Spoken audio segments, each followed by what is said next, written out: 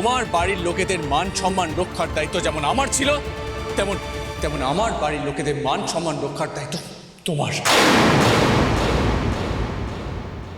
তোমার বাড়ির লোকেরা আমার বাড়িতে থাকে না, তারা জানে না আমার বাড়ির লোকেদের সম্মান হানি কিসেতে হয়। কিন্তু তুমি তুমি তো আমার বাড়িতে থাকো,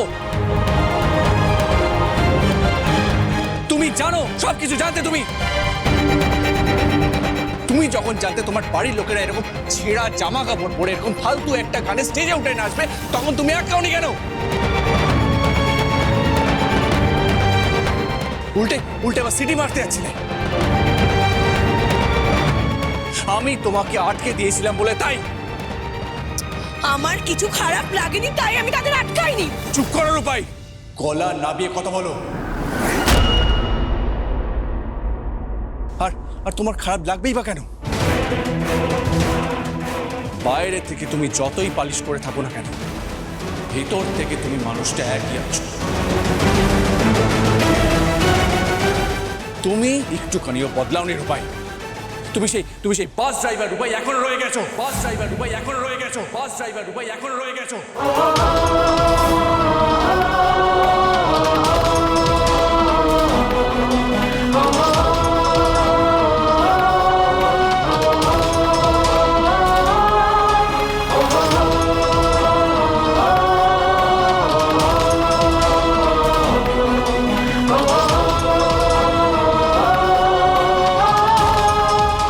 তুমি জানো, তোমার বাড়ির লোকেরা যখন এই জঘন্য পারফরমেন্সটা স্টেজে উঠে করছিল, তখন আমার বাড়ির লোকেরা কতটা অস্বস্তিতে পড়ে গেছিল।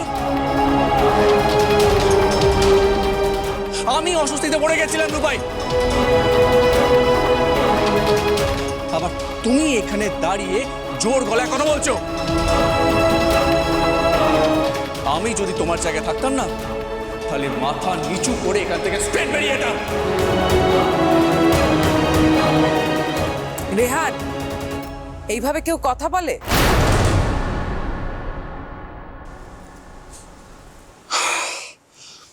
দোষটা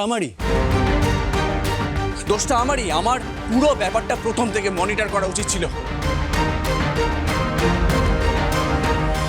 শোনো, আই এম সরি। রূপায়ের হয়ে আমি ক্ষমা চাইছি। ক্ষমা চাইলেই কি যে হিরোইন ফেরত চলে গেলেন, তিনি ফিরে আসবেন আমাদের এখানে পারফর্ম করবেন? আমি যে একজন ডাক্তার, আমার যে সম্মানহানি হলো, সে সম্মান ফেরত পাবো কি? রূপাই বৌদি